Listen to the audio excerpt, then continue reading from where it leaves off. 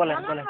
এই আমাদের যে গোয়ালদার ঘেরে এই আছে সব গরিব মানুষ, প্রতিটা মানুষ ঋণ আছে, ঋণ করিয়ে মাছ রেখে দিয়েছে, রেখে দেওয়ার পরে বন্যা মাছগুলো সব ভেসে গেছে। এখন এই ঋণ কী করে দেবে? আর আমাদের এখানে কোনো পানি আসে না, কোনো খাওয়াতে কোনো ত্রাণের কোনো যোগাযোগ নেই।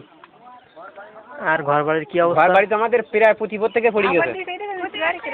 খাবার পানির সংকট মানে কেমন? আমার পানি মানে আমাদের কোনো আমাদের যে পানি খাচ্ছি আমাদের এই নোনা পানি খাওয়া ছাড়া কোনো পথ নেই।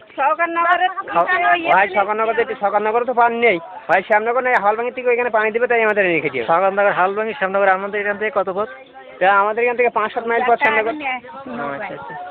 আর আপনার প্রশাসন থেকে কোনো লোক কি আসছিল আমাদেরকে দেখতে? আমাদের কোনো কেউ দেখতে আসেনি। আমাদের কোনো প্রশাসনের লোক কোনো কেউ আমাদের দেখতে আসেনি।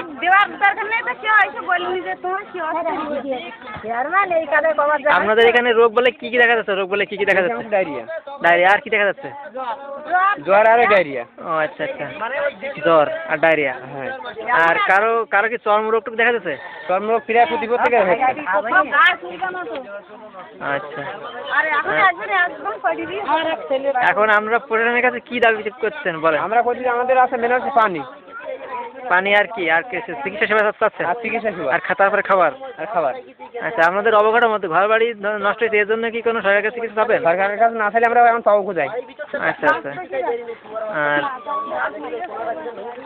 আর ঘর বাড়ি এখন আমাদের এরকম অবস্থা যে আমাদের কাছে 10 টাকা সেরকম পর্যায়ে নেই, কারণ আমাদের যা মাছ শাক ছিল সব ভেজে গেছে। ওই মাছ শাকের পরে আমাদের আছে ভরসা। ওই মাছ শাক ভেজে গেছে, আমাদের এখন একজন 1 লাখ 1.5 লাখ টাকা করে ঋণ।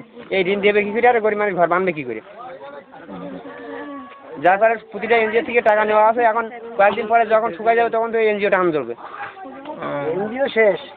তো ঋণের টাকা এদিকে সংসার চালানো দুটো একসঙ্গে তো সম্ভব খুব কষ্টকর হয়ে পড়বে। আচ্ছা, ঠিক আছে।